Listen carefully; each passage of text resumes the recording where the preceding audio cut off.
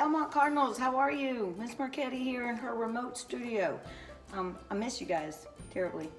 I wanted to give you a chance to do some art, and maybe we can figure out a way we can post your art somewhere. We'll figure that out. But at any rate, I wanted to see if we could maybe do something that everybody could do, kindergarten through 5th, and that is to work on our drawing skills, observation skills. So our first word of the day is contour. So contour means to look around the edge of an object and find its shape. So some objects are pretty simple to find the shape. Some are a little, more complicated. So I had used these shapes here, but if I'm going to do a drawing, you'll notice that my eyes, and I'm going to sketch, so I'm holding my pencil down here, and I'm just going to sketch lightly, and my eyes are looking, you'll see my eyes look back and forth to my paper, because observation is absolutely necessary when you are trying to draw something, especially if you're doing it realistically. I am not concerned about getting the label on here for right now, and you can see I did some drawing with scissors, and we'll talk about that before we leave.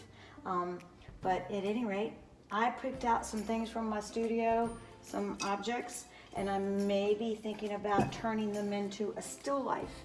So if you want to look around the house and find some objects that you have, toys or something that kind of goes together as a grouping, and then put them down, and then think about how you can turn it into a composition.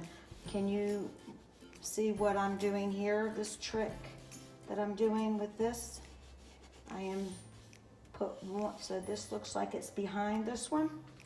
We call that, what? Oh, that's right, you said it, overlapping. So I'm still just looking at the outside shapes of things. A lot of these paint brushes that are in this are separated. Some are close together. And this guy, as I'm not going to put, as the artist, I can decide what I want to put in and what I don't want to put in. To see. And so the definition for a still life is pretty much objects arranged on a table for the purpose of practicing your drawing. Okay, I want you to, if you have access to internet, which I guess you do if you're seeing this, Henri Matisse, M-A-T-I-S-S-E, you probably heard me, remember me talking about him before, but he's like one of my favorite artists. He uses bright colors. Henri Matisse was a French artist known for his wild use of color, patterns, and organic shapes.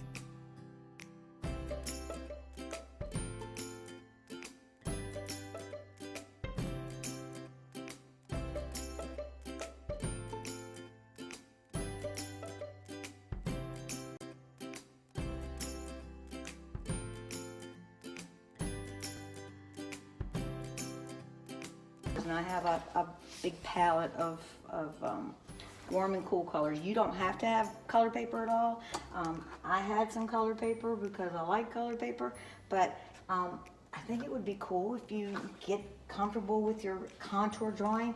Get one of your parents or a brother or sister to pose for you. Nothing too closed up, but something big, and try to see if you can draw their shape. Human figure is always a little more challenging. And then if you want to pull a Matisse on it, then you can do what I did here with cutouts and draw with your scissors. And that way you're not erasing, which that gets in the way a lot. Just go with it. And then maybe if you want to look up blind contour, that means you don't close your eyes doing it, but you don't look at your paper. That's real fun because it never looks like what it's supposed to.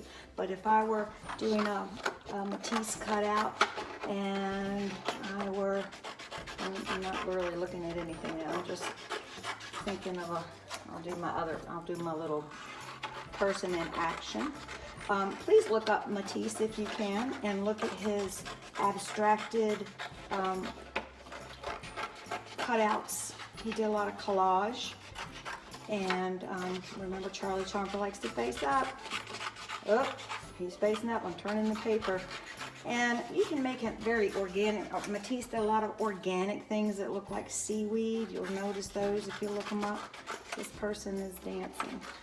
I think we all need to dance some, so turn that music on these days. Parents, there's a little, a little message for you right there in the corner of the screen that might help you out a little bit.